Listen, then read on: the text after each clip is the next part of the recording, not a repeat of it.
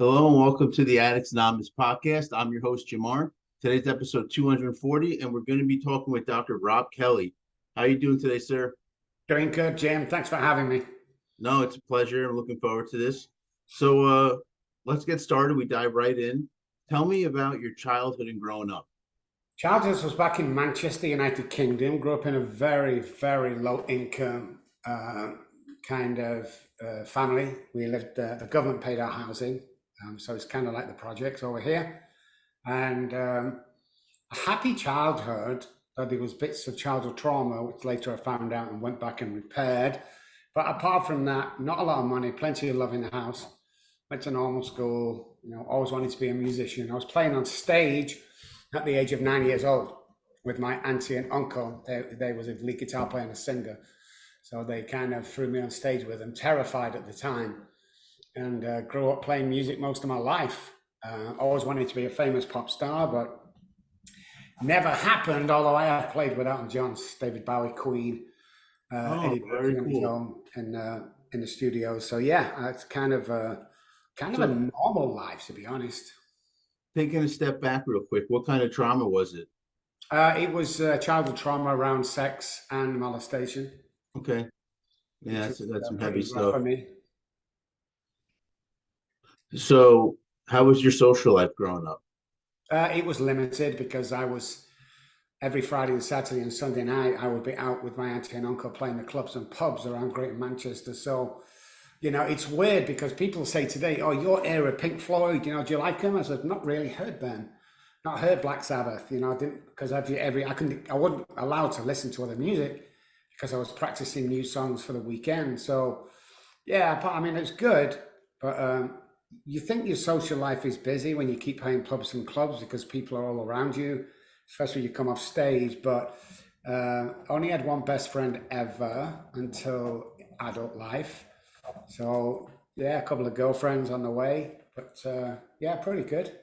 At the time, at the time, did you enjoy going out and doing your gigs?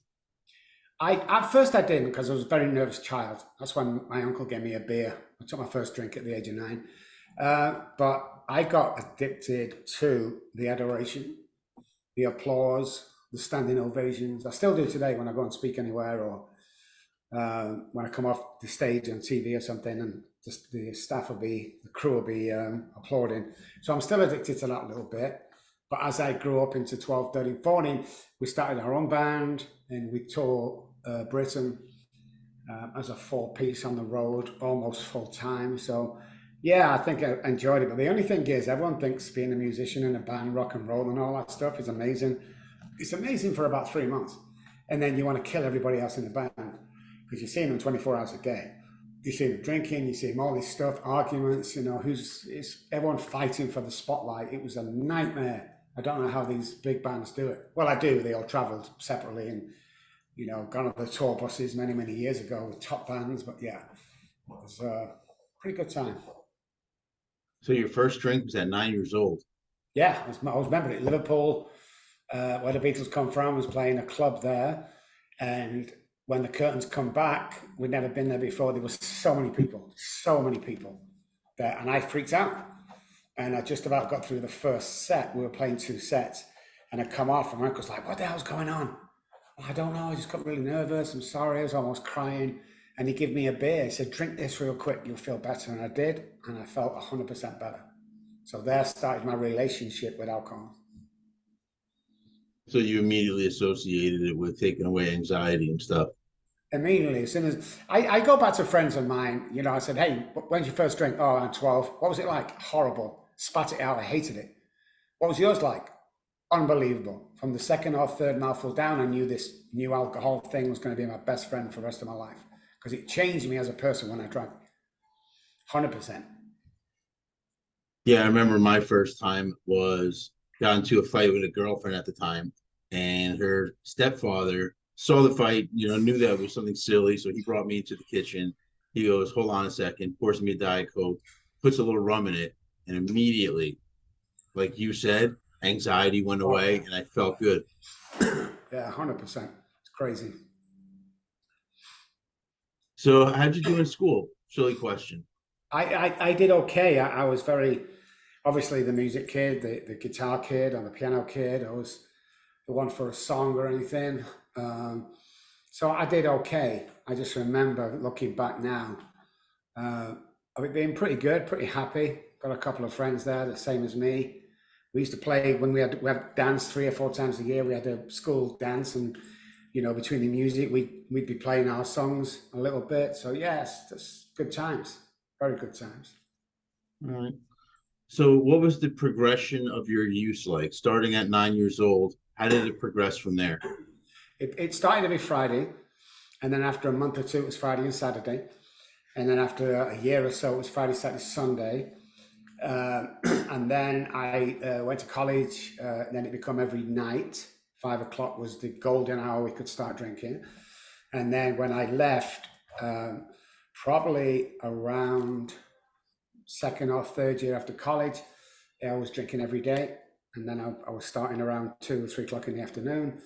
And then as I got into my early 20s, 21 to 28, it became a daily necessity for me. And I was drinking from 5:30, 3 o'clock in the morning, 5:30, 4, whatever time I woke up. When I woke up, I wanted alcohol, and that's the way it was. And I was very successful. I was doing this. I had the big house with the cars, and eventually got married with 2 children. Thought that might stop me drinking. Not the case. Still drank through all that. So, yeah, and then come all the crap that happened. So taking a step back, so I know you went out a lot on the weekends doing the gigging with your auntie and things like that. What was home life like when you were at home? Brilliant, absolutely amazing. You Okay. know, uh, I would have told you 10 years ago that there was no such thing as trauma in my family. But once you start doing your work and going back, you find out there was abandonment for a start. And then mum and dad would drop me off at their friends while mum and dad went and drank on Friday night, and they'd pick us up Saturday. The friends made us get naked after mum and dad left and run around. And we'd play tickles and stuff like that. That was child abuse and child molestation, though I didn't know it then because there was no such thing. Trauma back then was a plane crash or a really bad car crash. No such thing as what trauma is today. So that was one of the reasons when I went to college, and for the last 30 years, maybe more, I've studied neuroscience, and I've studied neuroplasticity, and I've studied the brain pertaining to the alcoholic and addict. And we found out more stuff than anybody else about this deal. I'm the number one guy. We have a 97% success rate with 8,000 patients over 30 years.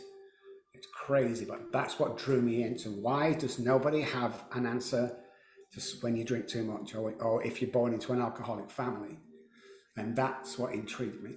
But home life was great. I left when I was about 16, 15, 16, 17, and I went down to London, and my life, what I thought, took off from there. And I read on your website that you were drinking all through your PhD work. Oh God, bachelor's, masters, yeah, all through it. Paid a lot of people off to take a lot of tests for me back in the day. Okay. I shouldn't have graduated. I shouldn't have even been there, to be honest.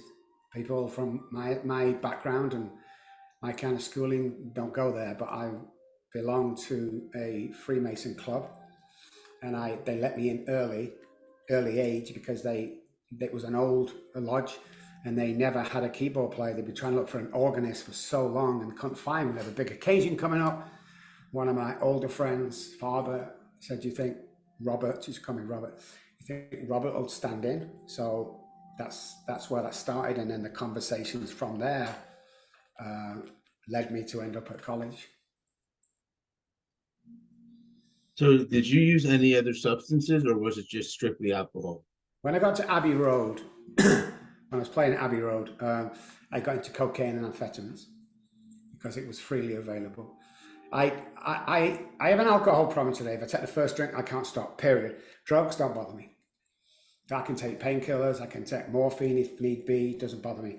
The only thing I will not take is Adderall or any in that group of amphetamine salts. But yeah, it doesn't bother me. I've never been hooked on pain pills. It's just alcohol. And that intrigued me as well. So we go back to school about 8 years ago and got another PhD in behavioral science because I really wanted to know what was going on. So yeah. Alcohol's the one for me. And going back to what you were saying, I'm also a big believer in neuroplasticity. Believe it or not, where I learned about that was reading through Buddhism. There's actually a book, I forget which one it's called, but the first half is a guy, or I should say a monk, where it was his experiences learning from Western scientists about neuroplasticity and how they actually, a lot of times, the monks are able to change their neural pathways in a way that they could see it on scans and things like that. 100%. I can change a neural pathway with someone within 20 seconds, because it's only new thought patterns, that's all, and redirect from self-sabotage. What a lot of people don't know is the mind sits inside the brain. The mind's not part of the brain. So once you make your mind up, you can redirect the neural pathways. So especially when it comes to alcoholism, childhood trauma, depression, you can redirect, definitely. Neuroplasticity, the brain is manageable and moldable. We didn't know that. Well, the medical fraternity didn't know that 12 years ago. We've known it all along by tests and trials that we've already done. So can you fully recover from addiction? 100%. There is no cure for it because it's a daily thing that the brain resets. 3 parts of the brain that are different in an alcoholic to anybody else. Hypothalamus, basal ganglia, amygdala. It's different. It's drug addicts. And that's why addiction and alcoholism has a hairline difference. Alcoholics are born, drug addicts are made. And that usually freaks people out. But yeah, both present the same, but the treatment is exactly the same, but there is a slight difference. The drug addict doesn't have the allergy that alcoholics have. So you do believe it to be an allergy? Oh, they definitely. I'm allergic to, well, again, tests and trials. Alcoholics are allergic to the ethanol in alcohol. They're not allergic to alcohol as such. It's the ethanol. If they drank gasoline, they'd be allergic to that because it has the ethanol in it. If you took the ethanol out of alcohol, you drink it all day long. So yeah, it's definitely a mental obsession, physical allergy, 100%. That's why it's a disease and it's uncontrollable. Alcoholics don't choose whether they drink or not. They don't have a choice. The choice is taken away. And that's down to the hypothalamus, the way that reacts in alcoholics over a certain period of time. Really interesting stuff. Yeah, it does sound interesting because I'm kind of on both sides of that. I am an alcoholic, absolutely, but I was also a drug addict. Like what I would do is I would try to quit alcohol and I would start doing stuff like Adderall and painkiller and I would call myself sober. Like, oh, I quit drinking. Same as me. Yeah, crazy. Oh, you did the same thing? Yeah, I'm not touching alcohol for 3 months and I'm going to come off it. Bang all the cocaine, amphetamine, especially when I'm training, and thought I was clean off alcohol, so I mustn't have a problem. So I went back drinking. Yeah, I was 20 years. 20 years of going back and going forth, thinking everything was good when it really wasn't. Yeah, it's amazing how the brain works. So if I'm on both sides, or someone like you, let's talk about you, obviously. So you're on both sides where you would switch back and forth. What do you mean by the drug addicts are made and the alcoholics are born? I want to dive into that a little bit more. Alcoholics have a predisposition passed down from generation to generation. It's a generational disease. So if you're not sure whether you're an alcoholic or not, go back 3 generations in your family. If there's alcoholism in the family, you probably are, but alcoholism is the only self-diagnosed illness in the world. 10 DUIs do not make you an alcoholic. You can't drink yourself into becoming an alcoholic. You can drink yourself into abusing alcohol every day. Again, Jimmy's an alcoholic. Well, it goes deeper than that. Okay, it's not just how much you drink or when you drink. I know people drink more than me. So we're born this way. Again, with the 3 parts of the brain that differ to any other human being that's born. And it's a self-sabotaging kind of brain. When I take the first drink, I could be born into an alcoholic family, never touch a drink. They're the guys running Google and Apple. But sooner or later, with being in that environment, it was sure that I would take a drink. Now, the generations skipped my brother and sister, but it hit me because it's a generational thing. The minute I took my first drink, all bets were off. My brain reacted and then the disease started in motion. And it was only a matter of time between I got help or I was dead. That's the only 2 choices I end up, or being locked away forever, which is just like being dead. Drug addicts have the addictive personality. So they also have the self-sabotaging neural pathways, but they don't have the allergy to the drugs. So they have the addictive personality, start taking drugs. For instance, 90% of heroin addicts that come to us started in the doctor's office. Okay, so they have the addictive personality. So when they start taking the drugs, it gets so good they become addicted and cannot stop. That's the main difference. So the basal ganglia is our repetition, strength, and confirms part of the brain. It's how we learn stuff. You know, we learn how to drive a car. We've got some hours in. We take a test. We've got and all of a sudden it's a working part of the brain. That's the basal ganglia. With alcoholics, that part of the brain is broken. So we'll get the car back, get the job back, everything going well, and about 10 to the hour, we'll self-sabotage. You ask any alcoholic, give me one reason why you drank, they won't be able to. They'll give you a billion excuses, but not one reason, because not only is that broken, but let's look at the hypothalamus a second. Now, the hypothalamus we're all born with, it's a survival part of the brain. It tells babies to drink water, eat food to survive. It's from birth. See a baby crying, knows it's hungry. Put a hand down its mouth, knows it's hungry. Doesn't know anything else, and nobody knows it's hungry. At a certain point of the alcoholic's journey, we cross over from the heavy drinking into drinking alcoholically. The craziest thing happened in the world with the hypothalamus. The hypothalamus no longer tells us to eat food and drink water to survive. It tells me to drink alcohol. That's why I can go days and weeks without food or water when I was at my height, because it's telling me to drink alcohol. Basal ganglia is different with the trauma. With very sensitive people, addicts and alcoholics are sensitive people. We'll keep hold of stuff all the time. So everything we've seen, hear, touch, you know, it's all stored in the subconscious brain. It's like a zip file. Every single image, everything we've heard and seen ever since birth is stored there.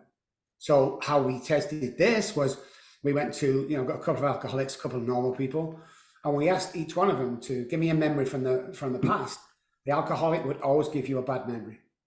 Remember, I did this, or my dad hit me, or blah, blah.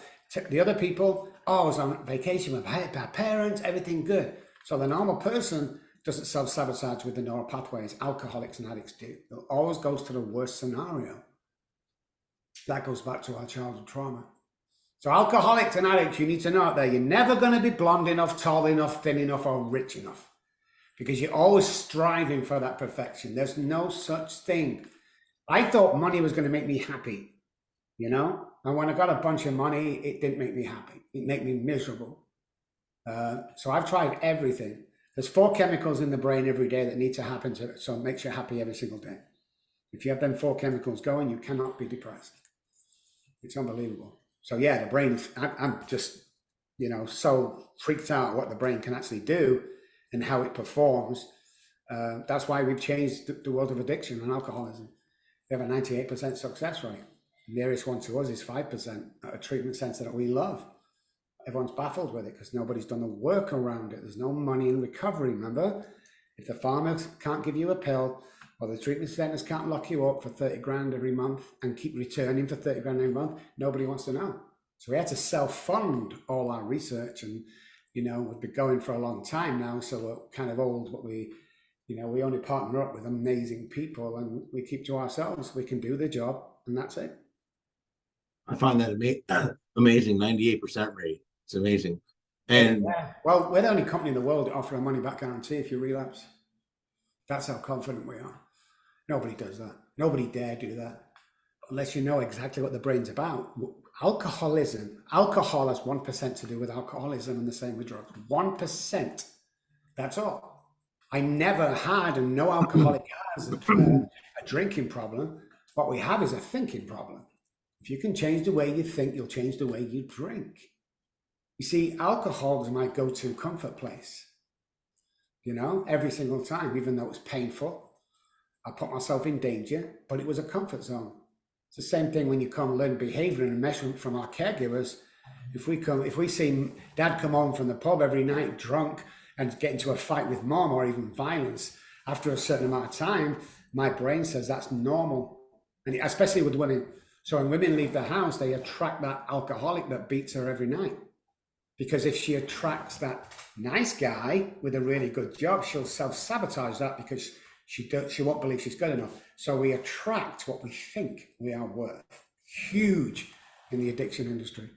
You know, if you're an 8 on the scale, let's say, guys, you're always going to go for a 6 or 7 because we hate being rejected. And most people live between 25 and 40% of their capability.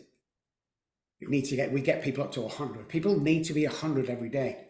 Getting out there, find your niche, do what you do best, make a living off it, and smile every day and go out there and help people. You know, I compliment 3 people every day. Why? Because dopamine's released into my brain when I do that. One of the 4 chemicals.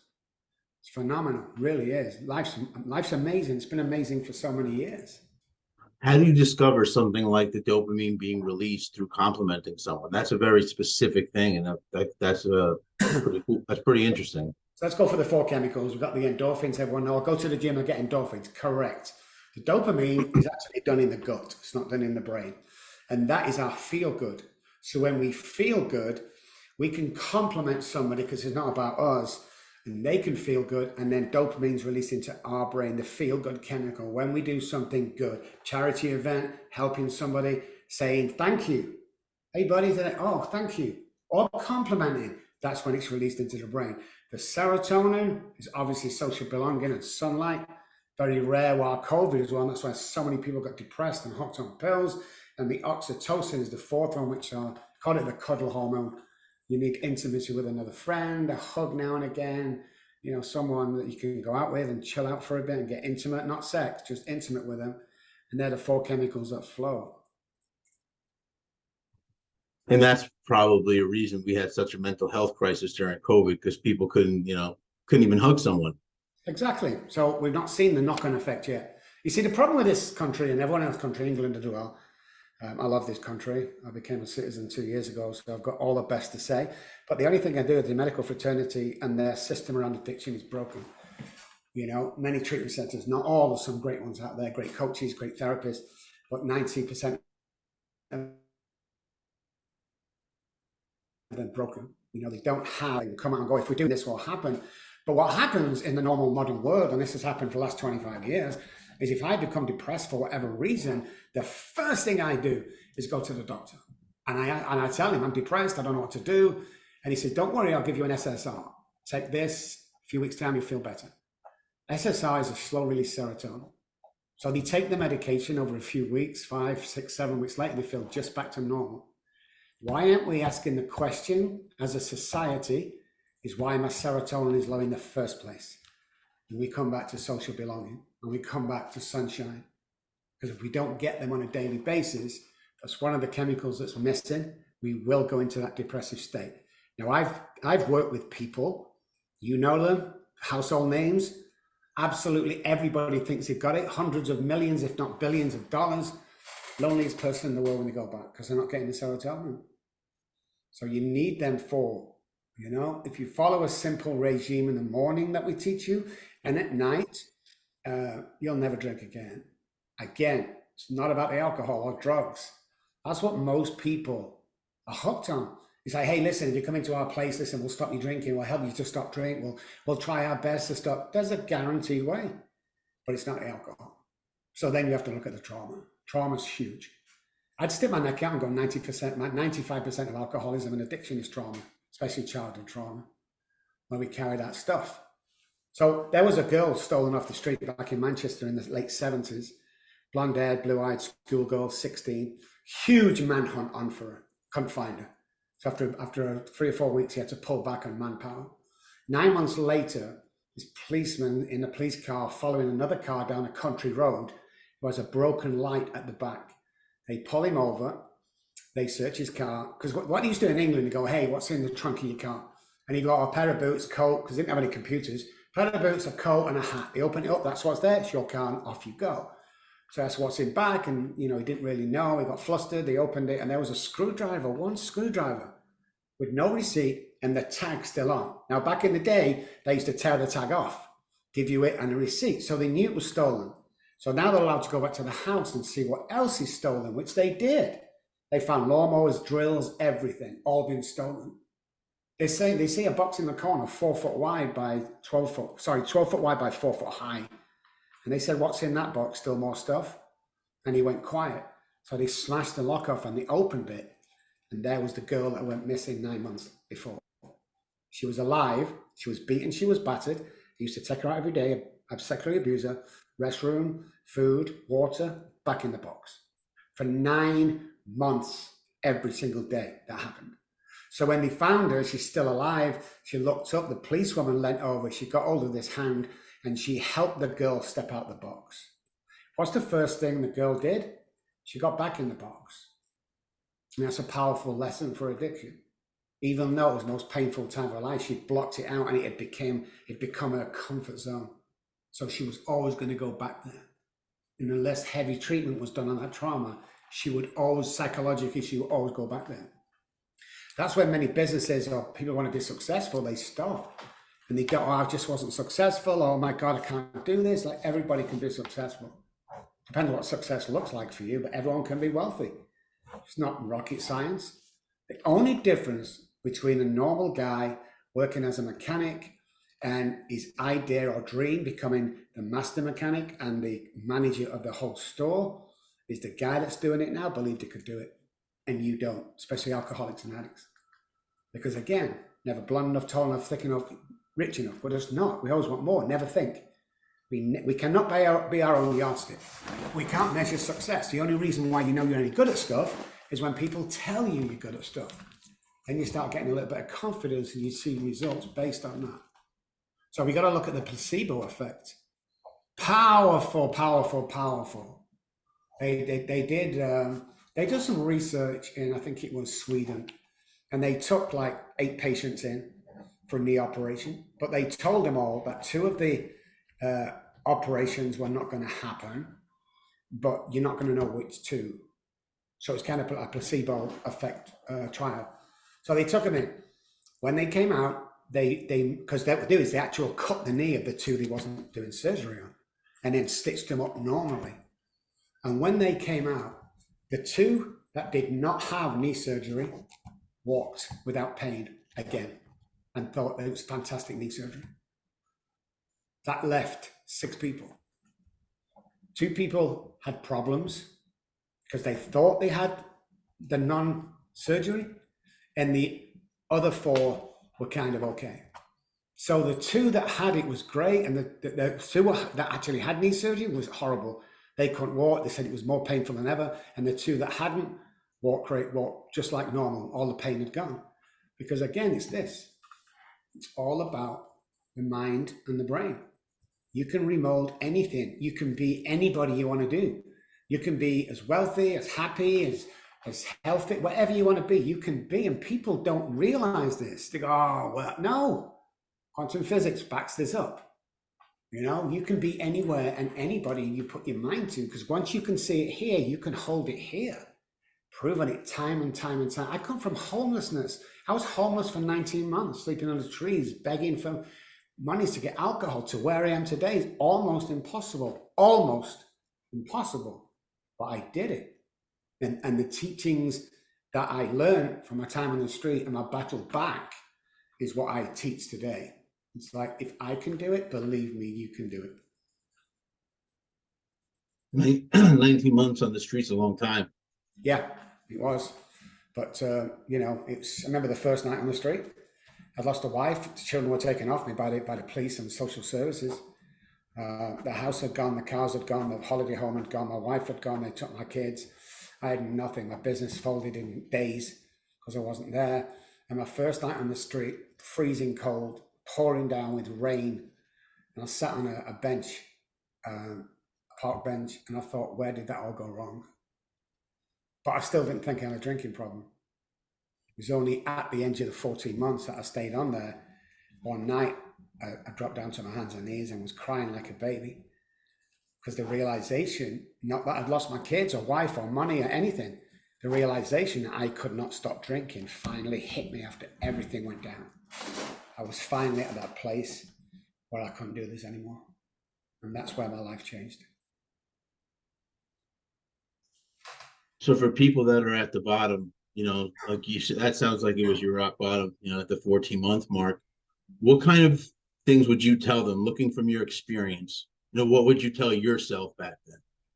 Well, first of all, if you sat at home, 1-bedroom apartment, nobody speaking to you, you feel really down and desperate. whether alcohol or depression or trauma, I want to apologize to you because somebody's put that there. We are born with $1,000,000 minds. Why are you hanging around 10-cent minds? You know, babies are born with two fears only: the fear of loud noises and the fear of falling. That's all. Whether God, what the universe, that's how we're built, two fears. The rest of the fears are man-made. Oh, be careful when your dad comes home, oh man, all this shit that we hear. So when we're little kids playing 6 or 7, 8 and 9, we're full of ideas. We're full of like, you know, what do you want to be, Johnny, when you grow up? I'll be an astronaut. What about you, Jimmy? Oh, I want to be a football player. What happened to them dreams? I'll tell you, they were kicked out of us by family and friends. Don't be so stupid. You can't. That's stupid. Stop saying that, Billy. You can't be an astronaut. Who's my mom to tell me I can't be an astronaut? What kind of message are you sending to the kids? So that learned behavior becomes the norm. So to back this up, again intrigued, we got 1,000 fleas, and we'd seen this experiment before. It wasn't our experiment. 1,000 fleas, and we stuck them in a huge mason jar. We punctured the top and we left them in there for a couple of days. Now, fleas can jump 2 or 3 feet, as we know. When we took the top off the mason jar, not one flea jumped higher than where the lid was, which was intriguing. But when they had babies inside that jar, not one baby would jump higher than where the lid was, and they'd never even seen the lid. So we look at learned behavior in childhood. We'll only go as high as mum and dad will let us go. You know, but if you get a normal job and do this, then we get brainwashed into that's all I can do. You get parents who go, you can be anything you want to be. You want to be an entrepreneur. You want to go to college. You want to be a member of parliament, whatever it is. Then yes, you can do it, son or daughter. You can do it because we become the people we hang around with. Show me your friends, I'll show you your future. You know, and this is very important for social belonging. Is be careful who you're hanging around with. If you're on 30 grand a year and you want to earn 40, hang around the guys that earn 40. You'll soon be earning 40, and so on and so forth. It's like our people around us have a huge effect on what we can dream or what we want to be. And going through this journey, I had to lose a lot of friends because you see me boxed up as this kid in Manchester that was hopeless. I had to get out of there. That's why I came to America 16 years ago. I came. But I knew I had to break away from that thought pattern of, you know, this is our lot. It's like, stop putting the brakes on your imagination. If you want to get clean and sober, of course you can. Don't be silly. Don't listen to everything you hear in 12-step rooms. It's not all true. Most of them are war stories. You can get through this, and you can improve your life 100%. Well, yeah, you're talking about hanging around the right people. I mean, when they say you leave rehab, the first thing they say is people, places, and things. Yeah, I kind of don't really believe that, but because it's talking negatively about you've got to change your people, friends, and whatever it says. I don't know, but definitely your friends. If they're negative, you'll be negative. It's like if I walk in the room and there's 10 people there with a smile on my face, most people are going to smile back. If I walk in looking angry, most people are going to look back angry at me. It's like monkey see, monkey do. It's human behavior. You know, behavioral science is what we're talking about. So if you don't have anybody in your area you can look up to, be that leader yourself. Because this isn't really about me. This is about how many people I can lead to their best life. This is about putting crying children back with dads who are drunks and mum accepts them back into the family. This is what it's about for me. I don't get involved in the money. I don't get involved in the bookings or anything like that. We put families together and we get mum or dad, whoever the alcoholic and addict, we get them well. Now, people come to us not even alcoholic and addict, but they got trauma. Same thing with that. I don't see any human being needing to go through the suffering that most of us went through. It's like it's 2023. There's new science around this stuff. You know, get up off your ass, stop being lazy, and start living the dream instead of dreaming the living. Because that's all I did was on the streets. I used to dream of having just one more night back home with my family around the table at Christmas. I used to dream. I know it'd never come true. I used to. And then I met this guy after the 14 months and he told me that everything was possible. And all his predictions for me in the first 2 weeks of sobriety came true. And they were crazy things, but they came true. So again, the belief you can really be anybody and you can achieve anything you want to do. Very powerful, very powerful. Yeah, like you said, sometimes you just have to get up and put your pants on in the morning and do what you need to do. Yeah, and that's hard, you know. People say, "Oh, it's okay for you, Rob." It's like, what, not really, you know. You ever been homeless? No. You ever followed a guy after coming out of a burger place for 2 miles until he threw half a burger into the trash and I dug it out the trash and ate it? You ever been there? Well, no. Well, then, come on. It's not easy for me to say. I've had to go there and had to get out of it. And there's loads of stuff wanting to pull me back on the way, but I stayed focused. Everybody can do this, everybody. And if you're not living happy, joyous, and free, I like that out of the big book. Then what the hell are you doing? If you're not changing lives on a daily basis, what are you doing? If you don't think you can change lives with a couple of words, you are wrong. So next time you're in a built-up area of people, shopping mall or HEB or Tesco's or whatever it is, wherever you're from, and you see somebody with nice sneakers on, sneakers are always great example. As you pass them, go, hey man, nice sneakers. You'll go, oh, thanks, man. And then turn around and watch him walk away. You'll look down at his sneakers at least twice. Now you just made his day. Now he goes home in a good mood. Now the girlfriend or wife's in a good mood because he's in a good mood. Then mother-in-law calls the wife, and because he's in a good mood, she's in a good mood. Now mother-in-law, you've just changed 3 people's lives with, hey buddy, nice sneakers. And we don't know this. It doesn't. Everything you say matters. Everything you say. The most powerful weapon in the world is the tongue, especially alcoholics nowadays. I can devastate people with my tongue when I'm drunk. Devastate them. So yeah, just got to be wary, know what's going on, know what's what, learn off the best, and go out and just get your life done, It's like when I sponsor people, I'll sponsor you for 12 weeks, like my sponsor said, and after that, you're on your own. I'll take you to a place where you'll never drink again, but I'm not going to be your sponsor for like 20 years. It doesn't work like that for me. That book they talk about, which is amazing, never mentions sponsors, called Spiritual Advisor, which is what the guy who saved me was, a spiritual advisor. So yeah, so good. Yeah, I mean, the mind is a powerful thing. Words are a powerful thing. So what made you want to actually share your knowledge and start your business? Sick of watching people die. That's the bottom line. I'm sick to death of watching people die all them years ago from lack of information. Now, we wasn't up and going when we first started. There was no such thing as neuroscience, no such thing as medical help, no such thing as the alcoholic, really, because it's all dad likes a drink, is what they used to say. Well, now it's dad's an alcoholic or dad's got a drink problem. So I just wanted to share everything we'd learned and share my story on the way, because knowledge is powerful in this game. It's powerful in any game. Like if you're a sales guy and marketing guy, you want to go to the next level, it's about neuroscience and trauma. Once you get treatment with that, you can own that dealership. Not be a manager, own it. My guys who graduated from, I think we don't build companies, we build empires. One of my guys has just opened his 27th car dealership, in South America and the UK. You can do anything you want to do. It's very, very powerful. Very, very powerful. Yeah, I mean, as far as the power of words, I once heard this, I forget where I actually heard it, where you get up in the morning, some people say, oh, I have to go to work, If you change that one word and say, I get to go to work, it means it completely changes your day. 100%. Because you say some people don't get to go to work. Some people are Yeah. homeless. They can't get a job because they're not clean. They get denied in interviews and things like that. Yeah. Yeah, and that's one of my biggest sayings with people, I've got to go and pick the childcare person up. No, you get to do this. Once you turn your perspective on life and your thoughts and what you get to do, not need to do or have to get to do, and life becomes beautiful. And that's one of the points. How people ask me every day, you having a great day? I'm 10 out of 10. Do you ever have bad days? Look, I never have a bad day. I just have better days than others.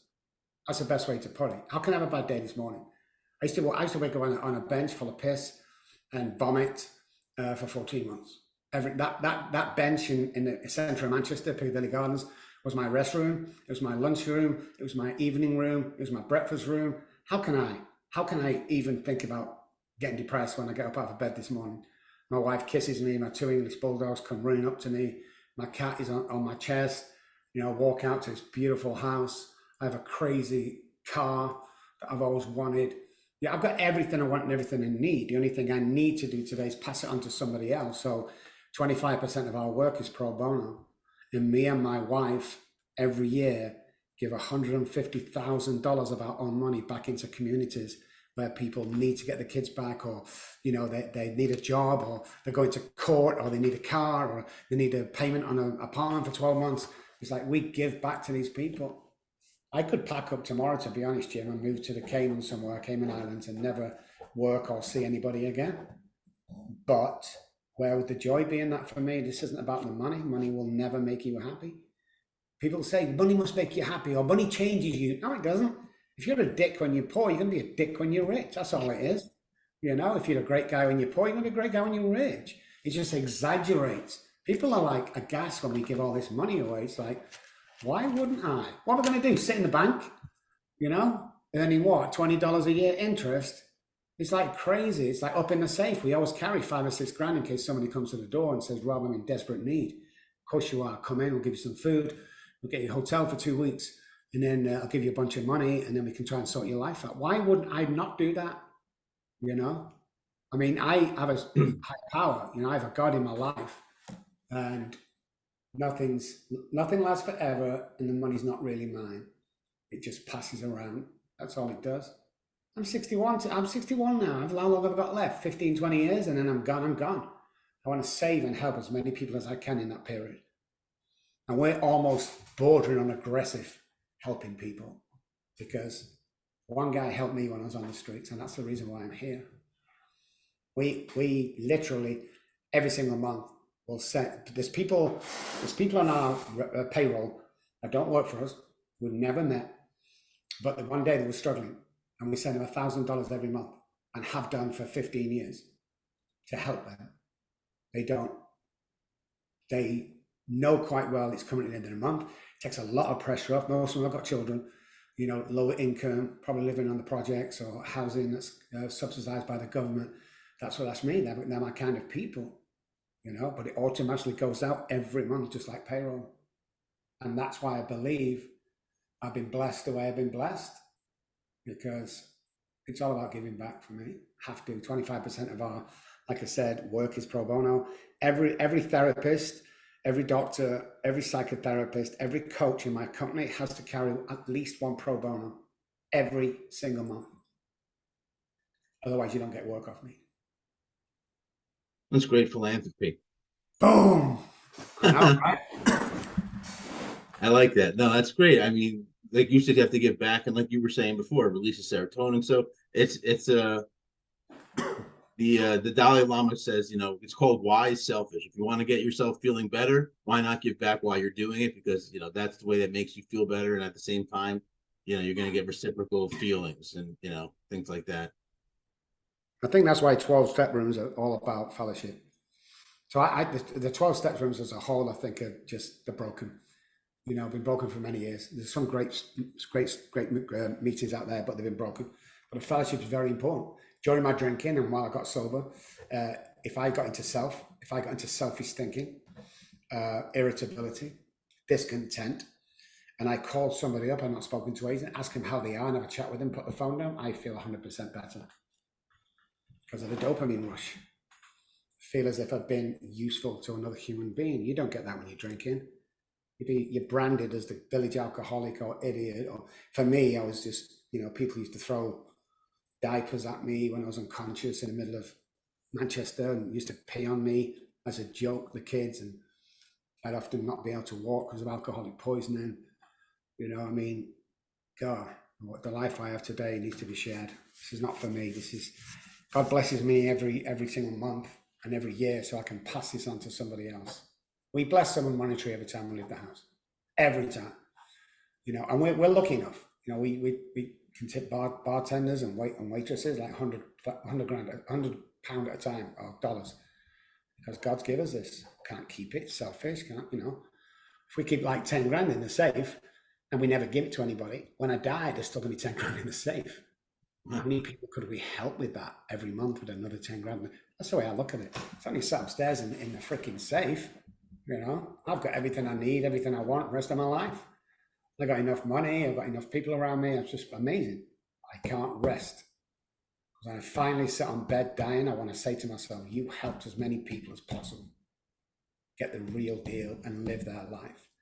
We got so many cards every month of people, you know, birthday cards and then congratulations cards and thank you, you saved my life, and parents thanking us for the children. We started at an office where we just put all these cards and we got so many, we had to close it down and to start reading them and throwing them away, unfortunately, because it was just, that's my payment in full right there. That's why I get joy out of.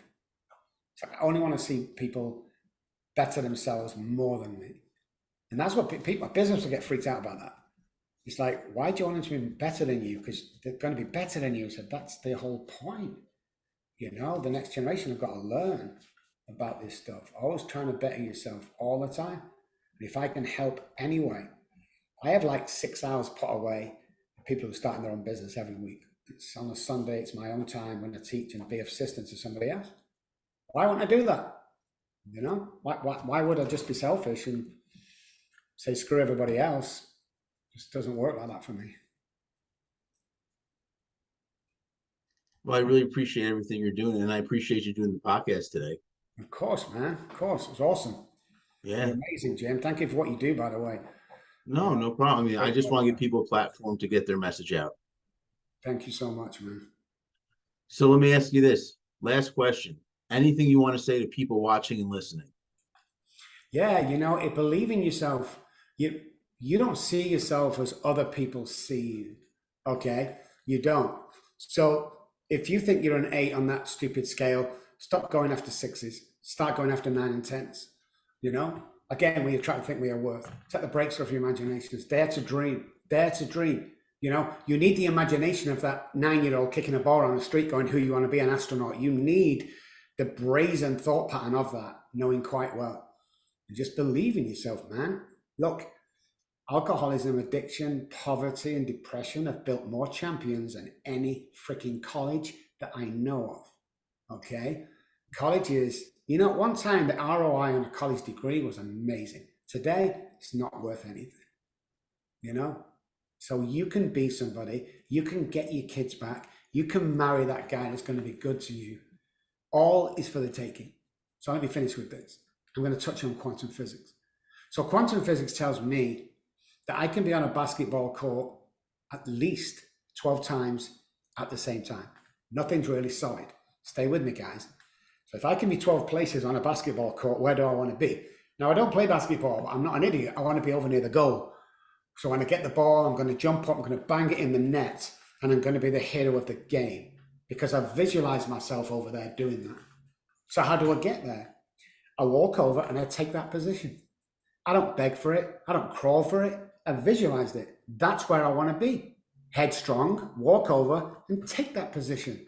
That's how easy life is. But we all want to complicate it. Oh, I don't know whether I'm good enough. Bullshit. I don't know. Stop it.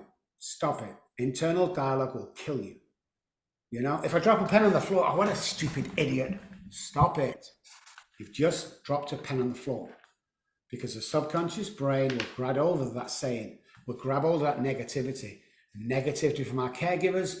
And you know what? And release it into prefrontal cortex when you're going for that job, that guy, that car, that house. It'll come over and go, you're not good enough.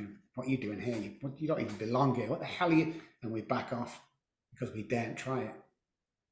It's bullshit. That's all it is. Whether you call it devil or whatever, I don't care what it is. But the subconscious brain wants to kill most people and not even want them to succeed. It's like override that stuff. Go to the mirror every morning and say to yourself, let's store that subconscious brain with good stuff instead of all the stuff that mom and dad and caregivers give us over the years. I love you, I love you, I love you 10 times in the mirror. Store that subconscious brain. And then we do start loving ourselves because there's so much in it right now, every single day, 10 times in the morning. And then what happens is we go out and we get the opportunity for that car, that job, that house, that girl. We go for it because the brain doesn't go, whoa, you're a piece of shit. What the brain does is, oh yeah, you love yourself today. And the other classic I'll give to you guys is oxygen. We only breathe 25% of our lung capacity. That's what we do, maybe 30% with some people. 40% when we're training or in the gym or running. We never use 100%. 10 times in the morning, 10 times at lunchtime, and 10 times at night. You will add years onto your life. And I'll tell you why. Most of the time, we breathe 25% of our oxygen capacity. It doesn't get to the brain enough. It doesn't get to the muscles. It doesn't get to all the central nervous system enough.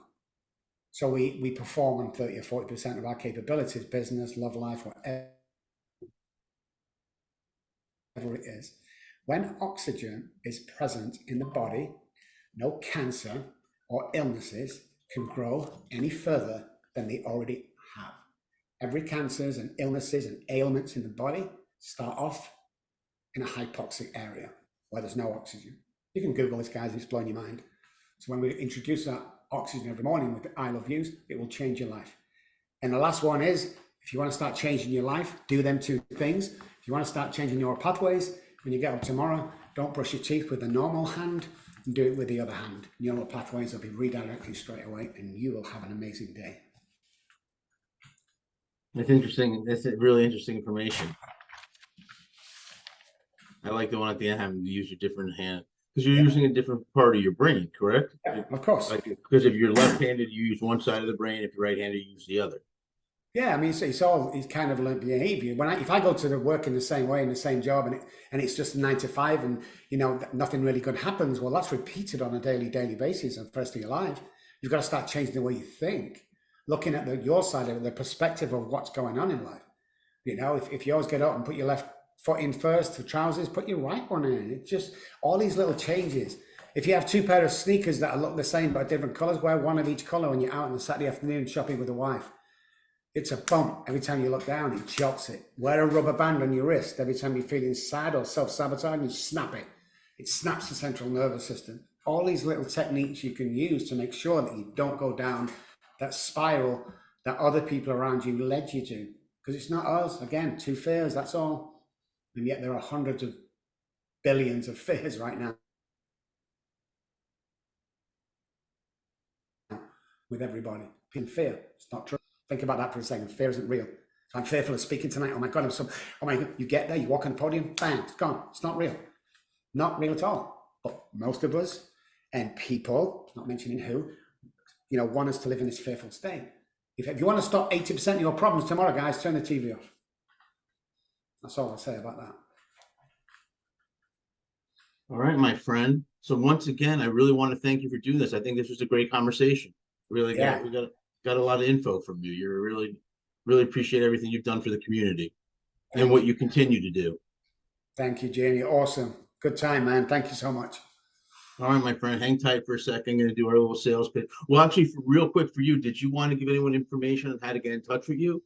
So I spell my name with 2 B's, ROBBKELLY.com.